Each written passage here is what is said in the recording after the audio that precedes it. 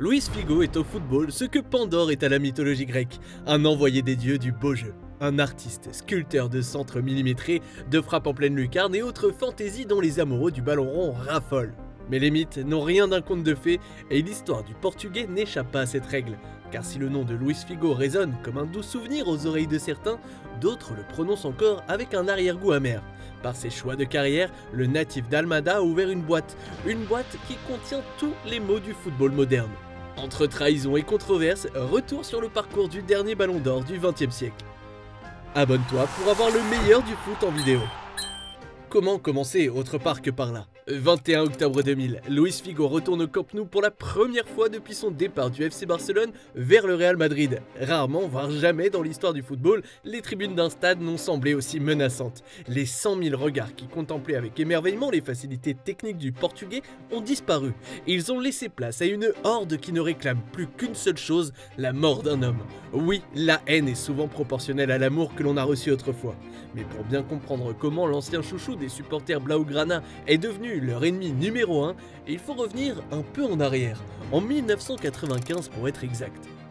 Cette année-là, Dennis Bergkamp rejoint Arsenal, George Weah quitte le PSG pour l'AC Milan et un jeune Portugais de 23 ans débarque en Catalogne, Luis Figo. Un gamin de la banlieue populaire de Lisbonne qui a fait ses gammes au Sporting Portugal, son club formateur. Là-bas, il ne remportera que 2 coupes nationales et pourtant il ne lui en faudra pas plus pour se bâtir une belle réputation au pays. Aux côtés d'autres cracks comme João Pinto, Vitor Baia ou encore un certain Rui Costa, ils forment ce que les Portugais aiment appeler la génération dorée. Génération qui est parvenue à remporter le premier titre international du Portugal en 91. Sur la scène U20, certes, mais un premier titre tout de même.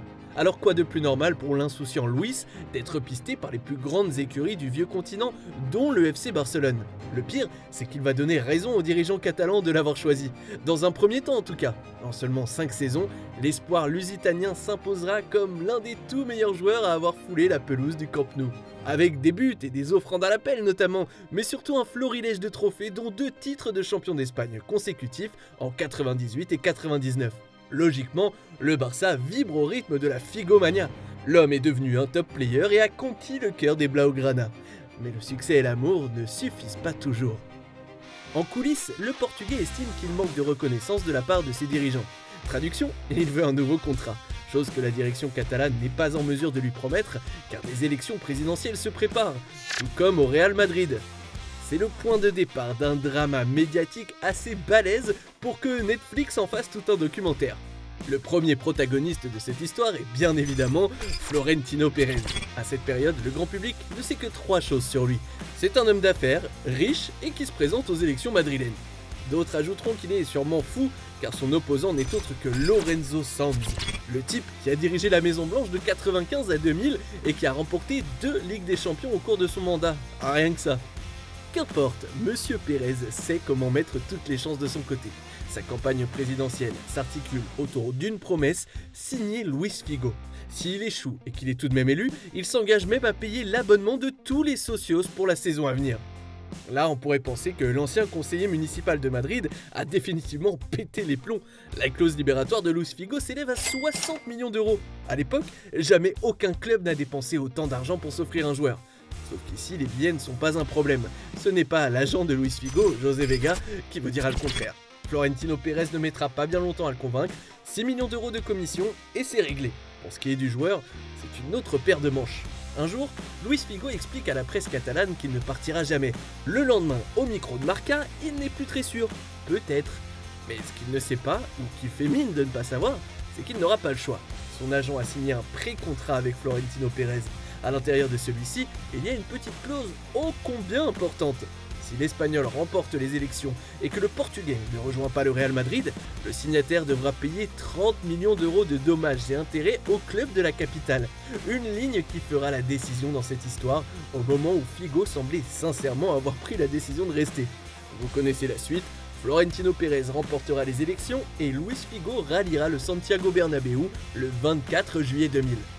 Il deviendra ainsi le joueur le plus cher de l'histoire, le tout premier de l'ère galactique. Celui que Pérez voulait au centre de son Real Madrid. Un ballon d'or présenté au centre de l'écrin madrilène, une Ligue des Champions, 2 championnats d'Espagne. Au final, Luis Figo passera autant de temps à Madrid qu'à Barcelone, 5 ans. 5 années au cours desquelles il a vu Florentino Pérez poser les pierres de son projet l'une après l'autre. 5 années au cours desquelles il a prouvé qu'il méritait de faire partie de cette nouvelle constellation footballistique. Enfin, jusqu'en 2005. À 3 mois de la fin de la saison, celui qui a sacrifié son honneur pour rejoindre le Real Madrid croupit désormais sur le banc, comme un fantôme du passé. Une trahison aux yeux de Luis Figo qui prendra le premier avion pour l'Inter Milan et la Serie A l'été qui suit. Un championnat qu'il aurait pu connaître dès 1995 si son agent n'avait pas signé un contrat avec la Juve et un contrat avec Parme en même temps. Une belle boulette qui vaudra à son poulain une interdiction de jouer sur le territoire italien pendant 2 ans. Bref, malgré ses 33 balais, le génie portugais parviendra à se frayer un chemin jusqu'au cœur des tifosi nerazzurri grâce, encore et toujours, à sa classe balle au pied. En ce qui concerne le comportement, on repassera. En 2008, alors que l'Inter doit remonter 3 buts pour se qualifier en quart de Ligue des Champions face à Liverpool, Figo aurait refusé de sortir du banc. La raison, sa relation avec son entraîneur, Roberto Mancini, n'est pas au beau fixe. En plus de ça, le technicien italien lui préfère souvent le tenace Dejan Stankovic, ce qui ne serait pas au goût de l'artiste portugais. Connaissant le personnage, ce rejet de la concurrence n'est pas nouveau. À titre d'exemple, Figo avait boudé l'arrivée de Zidane au Real et même l'arrivée de Deco en sélection.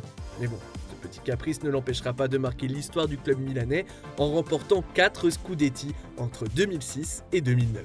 Un trophée qui échappait aux Nerazzurri depuis près de 17 ans. Diviser pour mieux briller, voilà comment résumer l'immense carrière de Luis Figo en quelques mots.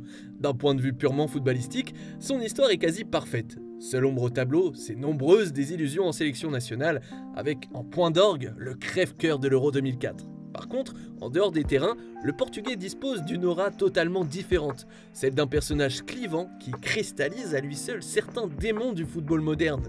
Un monde dans lequel la loyauté envers un club ne suffit plus toujours, un univers dans lequel les joueurs confient leur destin aux mains d'une multitude d'acteurs, une réalité où l'argent dépasse la passion.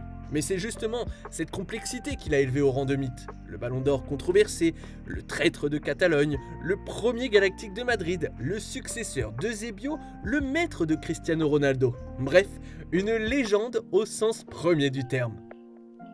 Et toi, quelle version de Luis Figo préfères-tu? Celle du Barça ou du Real? Merci d'avoir regardé notre vidéo. Si tu as kiffé, n'hésite pas à parler de notre chaîne autour de toi, d'aimer, de partager. Quant à moi, je te dis à très vite pour une nouvelle vidéo.